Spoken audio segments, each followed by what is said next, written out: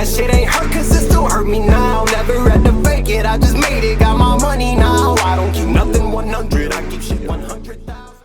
What's up, guys? Donnie Walkoff. Just hopping on here, man, to do a quick one.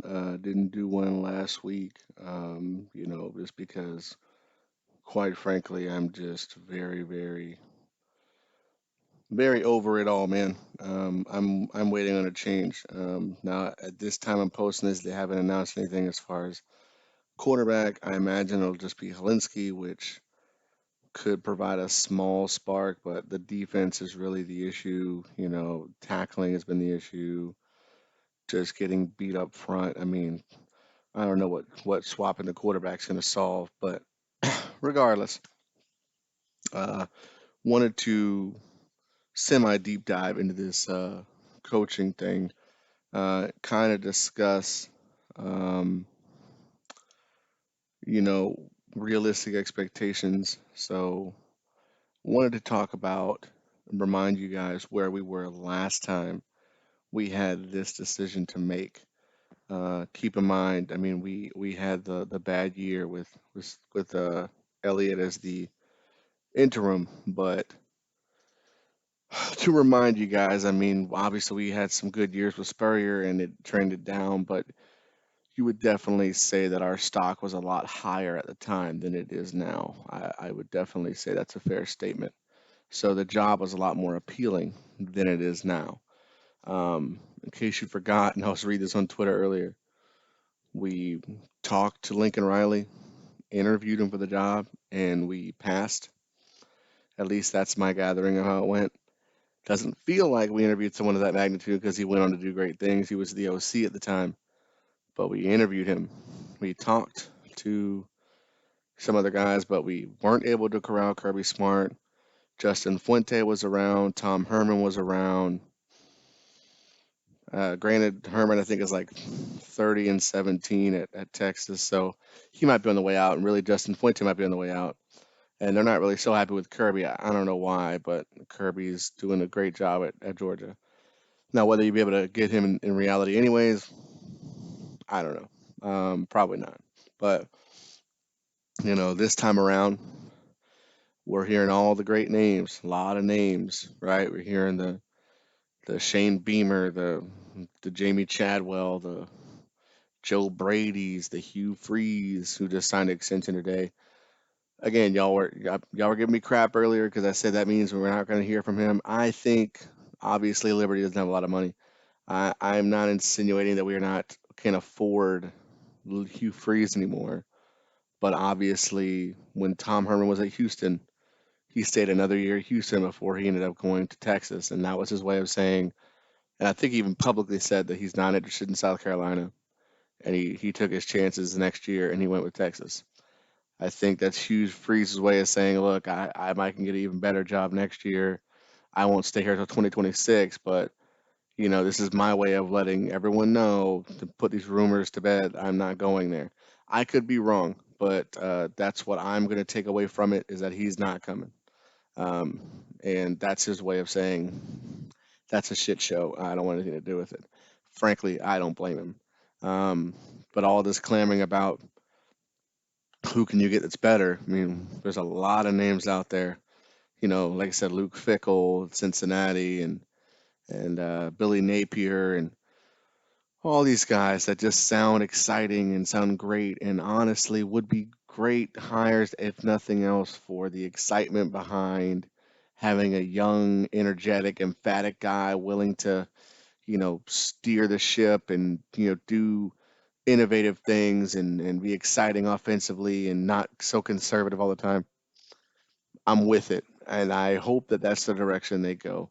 Even Chadwell at Coastal, like you don't have to be super exciting, but this whole concept of you've taken a small team with little resources, turned it into a big thing. I'm all about it. Like we've done the opposite. Muschamp's done the opposite. He went to Florida and lost. He's come here and inherited a great team, turned it into a dumpster fire. So I don't really see how we can mess this up.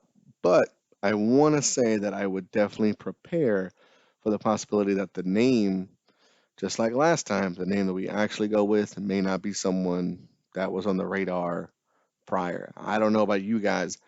I remember at the time not really thinking about Will Muschamp. I was thinking Kirby Smart. If not Kirby Smart, Justin Fuente. If not him, Tom Herman. Those were the three main names.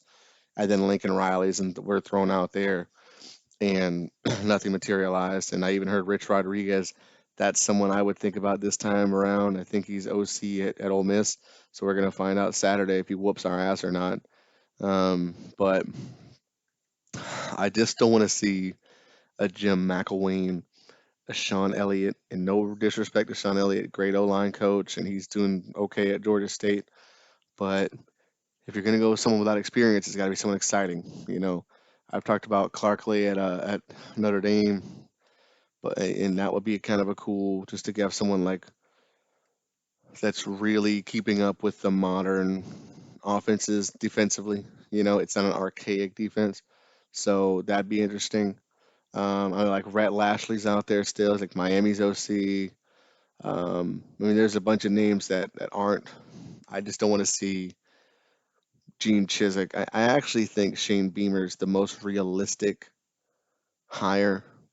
And he's at Oklahoma now. He's under Lincoln Riley. He was under Spurrier, so you know he's got good pedigree, all that, like good recruiter, young-ish. I can't remember. I think he's like 43 or something like that. He's got all checks all the boxes. He's from Charleston or born in Charleston. I don't know how long, but he checks the boxes. I think that's the way to go. But the next person needs to care about South Carolina, and all these people on the staff are Georgia natives. They're Georgia alum, and I'm sure they care about their job to an extent, but it's a job. It's not an ownership thing. It's not. They're not invested in it personally.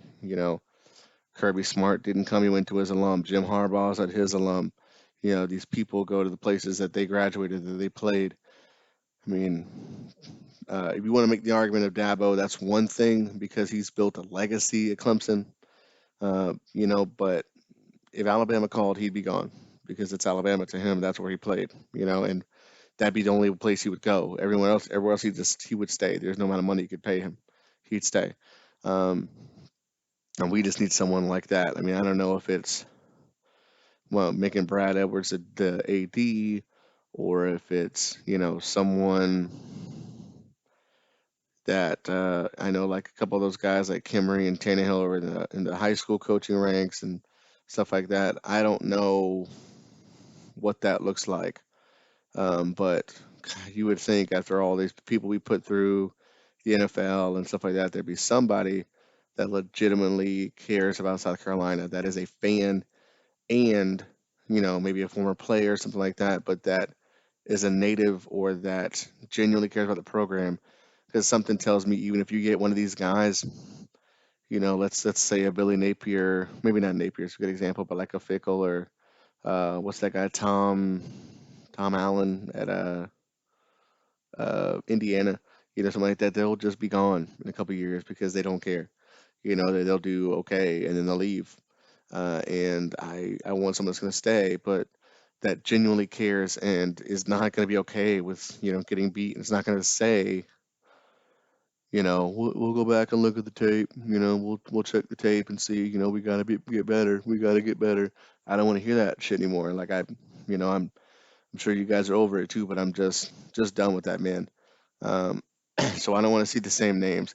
Rich Rod. I mean, I'd entertain the idea of hearing, but I don't know, man.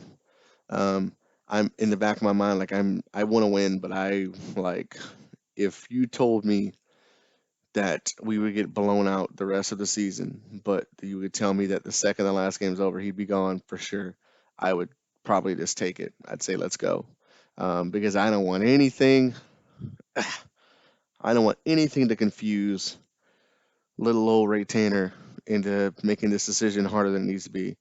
You beat Ole Miss and you beat Kentucky at the end of the year, but you lose everything else. You lose to Georgia, you lose to Missouri. How is that 4-6? How is that good enough? I don't know how that became good enough, but apparently, I just don't want any doubt. So to me, you came in here with this whole we will not be outworked. We've been outworked, literally. This is not even like a The players can come to the defense all day. I like the players. They're playing hard, but they don't tackle well, and they're in the wrong places all the time.